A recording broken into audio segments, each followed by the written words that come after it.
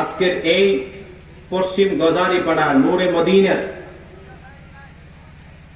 নুরানি হাফিজিয়া সুন্নিয়া মাহফিল থেকে যদি আজকে কেউ তেলাওয়াত করবে মাত্র 19টি হরফ বিসমিল্লাহির রহমানির রহিম, আল্লাহ তাআলা তার আমল নামায় 190টা সওয়াব রিজার্ভ করে দেন। আর আজকে কোন সুবহানাল্লাহ। শুধু বিসমিল্লাহ পড়লে যদি 119টি সওয়াব আল্লাহ ডাইরেক্ট রিজার্ভ করে দেন, এই সূরা ফাতিহা পড়লে জানি কত সওয়াব হয়। সুবহানাল্লাহ বলে পুলিশে ধরব।